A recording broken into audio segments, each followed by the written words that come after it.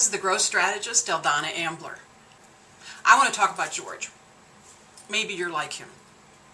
He's the president of a mid-sized company that's about 8 years old. And the company's been included on the lists of the rapidly growing businesses out there. He's won a bunch of Entrepreneur of the Year awards. He's invited to speak about innovation at technology councils and chambers of commerce. You know, it's exciting. But 2009, 2010 came, and the business plateaued, and 2011 didn't even look as good as they thought it would. And, but they kind of ignored it and said, look, flat's the new up, right? And they continued to do the speeches. And his team remained really confident in what they'd been doing, and they launched the 5th version of their core software. And they were absolutely convinced that it was going to be well received in 2011. Okay, before I tell you what happened, ask yourself, they're at a plateau. What are they poised for? Growth or free fall? Now, I know a vignette this short can't tell you everything, but if you recognize that you've seen this in your friends or maybe yourself, you're going to get ahead of yourself and guess that they're probably headed for, I don't want to say it, but check yourself, don't jump to conclusions.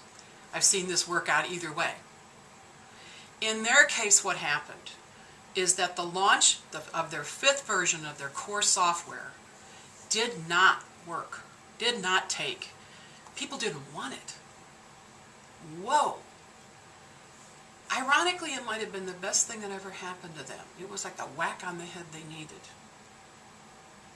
I wonder what would have happened if the 4th, 5th, 6th versions had worked out okay.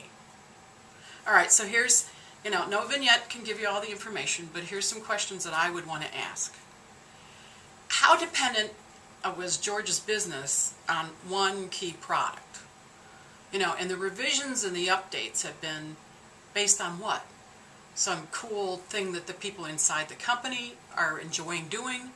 Or was it based on really current, up-to-date market research about customer preferences and their needs and what they've been asking for? Sometimes people believe their own press releases. And awards like Entrepreneur of the Year and, Innovation Leader, it kind of goes to a person's head. I would be curious what the younger employees at this company think. Are they viewing the owners of the business as continuing to earn the respect in the industry as innovators today? Or do they see them as riding on their laurels and, riding on their successes from 8 years ago? Technology is kind of like dog years. 8 years is a very long time when it comes to new technologies. One of the key causes of a plateau is cockiness, complacence. Ask yourself if, you've had a couple of launches that haven't gone right.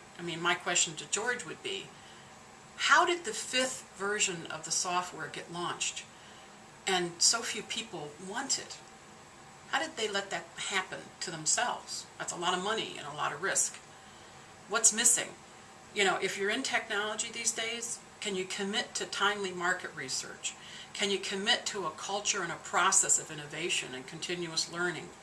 Can you, commit to expansive thinking and reduce your dependence on a key product?